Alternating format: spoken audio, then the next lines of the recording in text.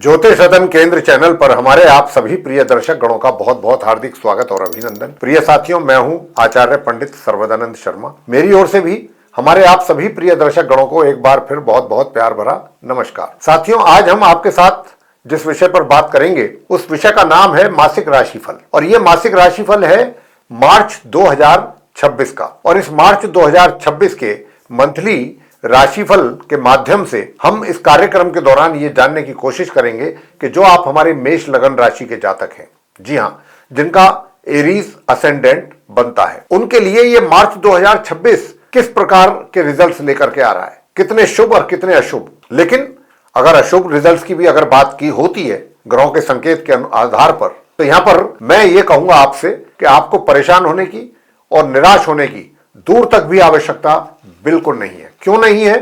क्योंकि ज्योतिष शास्त्र में हमारे इतने अच्छे अच्छे उपाय दिए गए हैं। बहुत आसान से आसान उपाय भी हैं, बहुत कठिन भी उपाय हैं। तो हम आपको हमेशा आसानी उपाय दिया करते हैं। उन उपायों को भी अगर आपने किया श्रद्धा पूर्वक नियमित रूप से, तो रिजल्ट तो आपको मिलना तय है। तो साथियों, बस आप ध्यान से पूरा ये वीडियो देखते रहिए।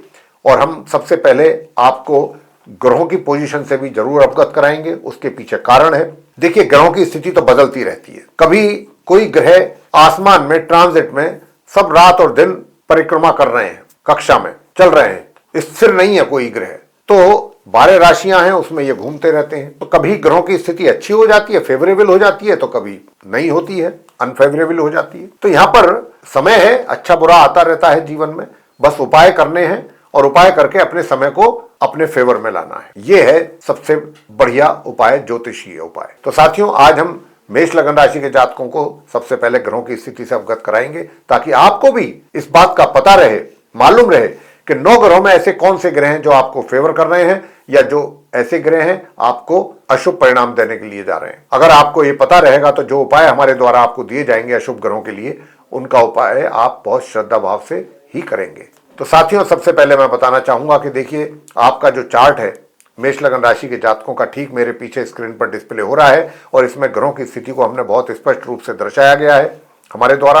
कौन सा ग्रह किस ग्रह के साथ अपना संबंध बना करके किस राशि में और किस भाव में बैठा हुआ है, कब कौन अपना ग्रह राशि परिवर्तन करेगा, वगैरह वगैरह। तो आइए सबसे पहले जानते हैं कि जहां पर 11 नंबर लिखा है, ये एकादश भाव है, 11th हाउस, और कुंभ राशि है शनिदेव की।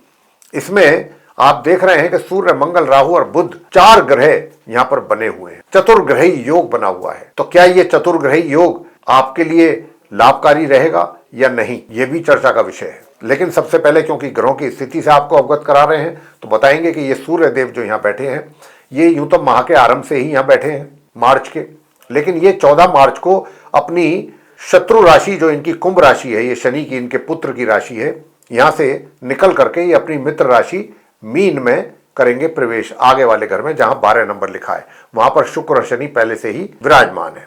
तो वहां पर इनको दोनों ग्रहों का साथ मिलेगा। दोनों ही इनके परम शत्रु ग्रह हैं और सूर्य भी इनके शत्रु हैं। कहने को तो त्रिग्रही योग बनेगा, लेकिन शुक्र और शनि आपस में मित्र हैं, लेकिन शुक्र शनि सूर्य के शत्रु हैं। तो यहां पर सूर्य की स्थिति भी कहीं ना कहीं जाकर के एक तरीके से अशुभ परिणामों की ओर ही इशारा कर रही है। और ये माह के अंत तक वहां रहेंगे। बात करेंगे आगे अब आपसे मंगल की। देखिए, मंगल ग्रह जो हैं, वैसे अपनी समराशि है उनकी, ये कुंभ राशि शनि की, उसमें ये यूं तो मार्गी और अस्त अवस्था में रहे और रहेंगे इसी प्रकार काफी टाइम तक उस महीने में। लेकिन ये उदय कब होंगे ये भी आपको बताएंगे। आरंभ से तो यही है ये मार्गी और अस्त अवस्था में, लेकिन 26 मार्च को, यानी कि मार्च महीने के उत्तरार्ध में जाकर के 26 मार्च को ये पूर्व में उदय होंगे, 26 मार्च को। और इस राशि में इनका साथ अपने शत्रु ग्रह बुध और राहु के साथ रहेगा। राहु और बुध तो मित्र हैं आपस में, लेकिन मंगल दोनों के ही शत्रु हैं, राहु और बुध के। तो यहां पर यह स्थिति रहेगी। और बुध जो है, बुध वो अपनी समराशि है उनकी, ये कुंभ राशि जहां पर आप उनको बैठे हुए देख रहे हैं, ये बने रहेंगे पूरे माह इसी राशि में। ये 14 मार्च को पूर्व में उदय हो जाएंगे। 14 मार्च को अभी अस्त है ये, तो ये उदय हो जाएंगे। और अस्त भी है, ये वक्री भी है, उल्टी चाल भी चल रहे हैं। लेकिन क्या है कि 14 मार्च को ये उदय हो रहे हैं और 20 मार्च को ये मार्गी भी हो जाएंगे। तो 20 मार्च से हम कह सकते हैं कि इनकी स्थिति काफी अच्छी रहेगी। लेकिन क्योंकि मंगल के साथ भी इनका संबंध है, तो वहां पर भी कुछ थोड़ा अशुभ परिणामों की ओर संकेत दे रहे हैं ये ग्रह। अब वो किस रूप में आएंगे, कैसे आएंगे, ये आप चर्चा का विषय है। आगे बात करते हैं शुक्र ग्रह को लेकर के।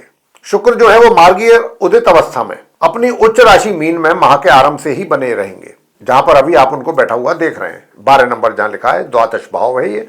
अपने मित्र ग्रह शनि के साथ शुक्र उच्च राशि है शुक्र की, ये अपनी उच्च राशि में ये माह के आरंभ से ही मार्गी और उदित अवस्था में अच्छी स्थिति है उनकी, बने हुए हैं, बने रहेंगे।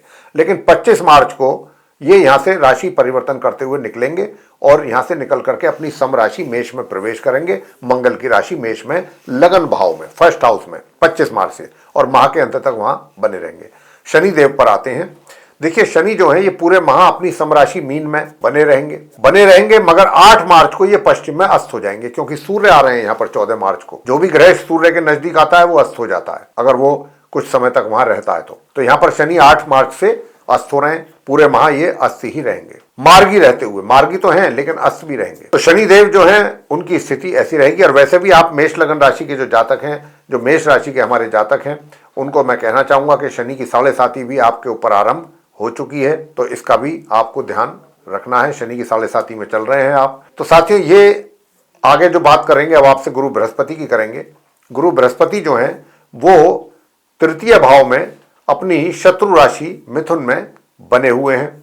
कैसे बने हुए हैं? एक तो वक्री स्थिति में उल्टी चाल चल रहे हैं और एक उदित अवस्था में है। बस वैसे तो उदित अवस्था में है लेकिन ये उल्टी चाल चल रहे हैं, जो ठीक नहीं है, और अपनी शत्रु राशि मिथुन में है।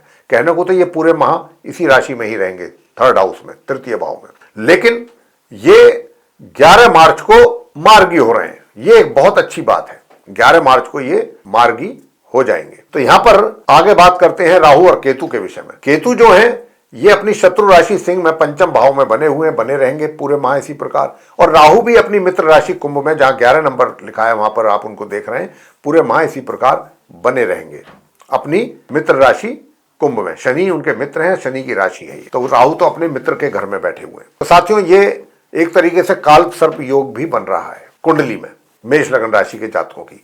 तो अब हम बताने जा रहे हैं आपको कि सबसे पहले बात करेंगे आपके करियर को लेके, कि आपका करियर किस दिशा में चलेगा, कैसा रहेगा। तो मैं आप मेष लगन राशि के जातकों को बताना चाहूंगा कि आप मेष लगन राशि के जो हमारे जातक हैं, हमारे मित्र हैं, अपना जो उनका करियर है, उनका वर्क प्लेस है, वर्क प्लेस पर आपको अधिक चुनौतियों का सामना करना पड़ेगा, थोड़ा परिश्रम भी अधिक करना पड़ेगा, अधिक परिश्रम करना पड़ेगा। हालांकि उतनी परिश्रम करने की क्षमता शायद आपकी ना रहे, लेकिन आपको कोई भी इस मामले में कंप्रोमाइज नहीं करना है अपने साथ, अगर आप चाहते हैं कि रिजल्ट्स भी अच्छे और सही तरीके से आपको समय समय पर मिलते रहें। तो यहां पर अपने पराक्रम पर भी ध्यान देना है, अपना मेहनत और परिश्रम पर भी बल देना है, और ताकि आप चुनौतियों का सामना डट करके कर सकें। यूं तो आपको कुछ बाहर से भी अपॉर्चुनिटीज मिलने की संभावना बन रही है, लेकिन ये जितनी भी अपॉर्चुनिटीज होंगी ये भी कहीं ना कहीं आपके लिए चैलेंजिंग ही होंगी, ये भी आपको समझना होगा। और आपको अगर आपको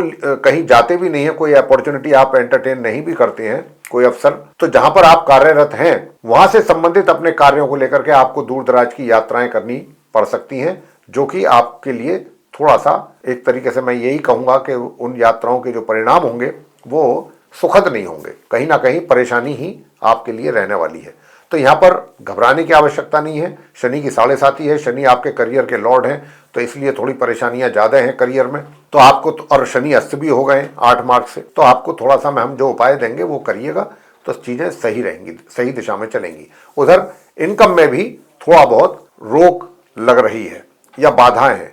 मित्रों से तो बहुत ही सावधान रहें, मित्रों से अपने कोई मन की बात बिल्कुल ना करें, अन्यथा धोखा उठाना पड़ सकता है साथियों आप मेष लगन राशि के जातकों को।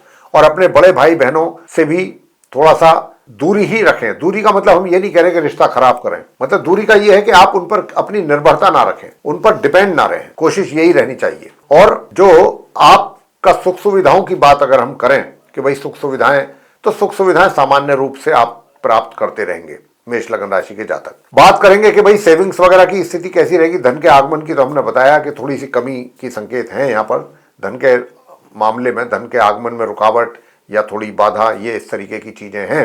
रुक रुक करके धन आएगा, ऐसा भी है। तो अब वो आप अपने धन का कहीं अगर निवेश करना चाहते हैं, पैसा इन्वेस्ट करना चाहते हैं, तो वहां पर यहाँ पर ये जो महीना है विशेष रूप से 25 मार्च तक, जितना इनकम आपको आएगी उससे कहीं अधिक आपके खर्चे आपके अपने ऊपर, स्वयं के ऊपर होने की संभावना अधिक है। अपने आप को बेटर दिखने के लिए, अच्छा गुड लुकिंग के लिए आप ज्यादा पैसा खर्च करेंगे, अपने ऊपर खर्च करेंगे अपने शौक पूरे करने के लिए, तो थोड़ा सा बैलेंस भी आपका बिगड़ सकता है, इसका ध्यान रखिएगा। अब बात करेंगे आपसे आपके लव अफेयर को लेकर के। अगर आप कहीं लव अफेयर में हैं तो क्या ये लव अफेयर वाली स्थिति इस मार्च के महीने में आपके लिए सुखद रहेगी या नहीं?